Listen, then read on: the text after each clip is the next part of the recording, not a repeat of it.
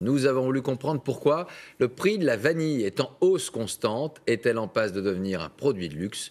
Question-réponse ce soir avec Yves Ginca, Marine Zambrano et Didier Dahan.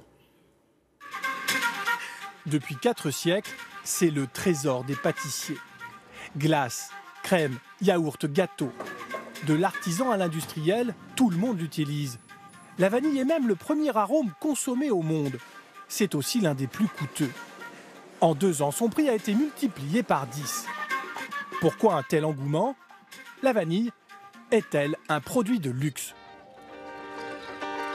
Pour le savoir, direction la Nouvelle-Calédonie. Car la plante ne pousse que dans des zones tropicales. Dans cette boîte, Julien Pascal, producteur de vanille, porte une partie de sa récolte annuelle. Alors qu'est-ce qu'on a là?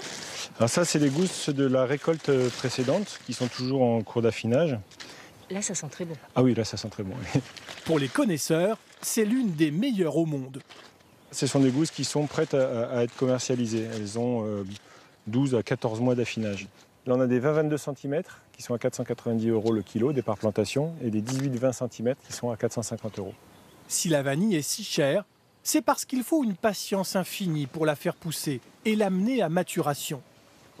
Lorsque la fleur du vanillé éclot, il faut la polliniser à la main à l'aide de cette petite spatule. On a le pollen qui Sans cet exercice délicat, la plante ne sera pas fécondée, elle ne donnera pas de gousses. Tout se fait à la main, donc de la pollinisation jusqu'à l'entretien du vanillé, que ce soit le bouclage, l'entretien des lianes, l'apport de nourriture au niveau du plant. Tout se fait à la main, il n'y a absolument rien de mécanisable. Voilà, il faut 2 ans de travail entre la fleur et la gousse qui va être prête à commercialiser. Au mieux, ces 800 arbres lui donneront 200 kg de gousses. Car la plante est fragile, il y a beaucoup de pertes. Chaque année, la production mondiale ne dépasse pas 2000 tonnes. Le premier pays producteur, c'est Madagascar. Le reste de la vanille provient du Mexique, d'Inde et d'Indonésie, et des îles Caraïbes et de l'océan Indien. Les importateurs, ce sont des spécialistes, comme Laurent Bourgois.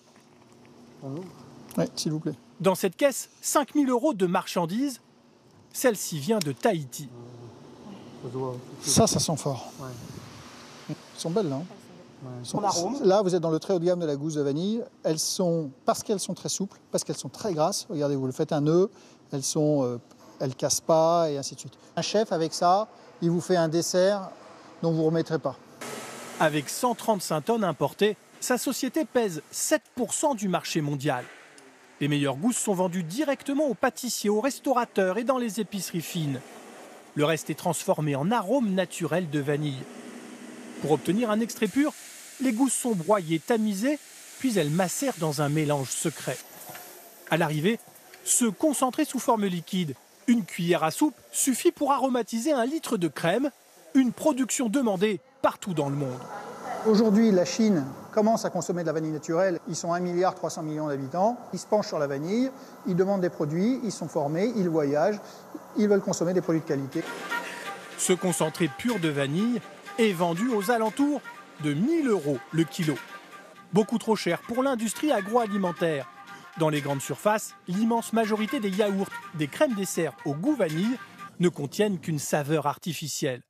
Une saveur fabriquée dans ce laboratoire spécialisé de Grasse, la capitale française du parfum. Alors là, je suis en train de faire un arôme naturel au goût de vanille. C'est-à-dire? C'est-à-dire que j'ai utilisé de la vanilline, qui est le composant caractéristique de la gousse de vanille, qui se présente sous forme de poudre, comme ceci, que j'associe ensuite avec un cœur aromatique. Alors, dans ce corps aromatique, il peut y avoir de nombreux composants, mais naturels, qui sont en fait issus de plantes qui apportent un côté boisé. Avec 1 kg de ce produit artificiel, un industriel peut aromatiser jusqu'à 5000 kg de crème dessert ou de yaourt. C'est 100 fois moins cher que la vanille naturelle. Mais recourir à l'artifice pour économiser, impossible pour cette chef pâtissière. Elle réalise des créations pour une grande maison française et dans presque toutes, elle utilise des grains de vanille grattés à même la gousse. C'est ces petits grains en fait qui amènent tout le parfum de la vanille. On le sent rien qu'à l'odeur, c'est sublime. Moi, je trouve que c'est un des plus beaux produits que l'on a en pâtisserie. Enfin, en tout cas, c'est celui que j'aime le plus utiliser. Avec son parfum inimitable, sa douceur qui équilibre l'amertume, la vanille est supposée détenir un pouvoir apaisant et relaxant, l'épice antidéprime par excellence.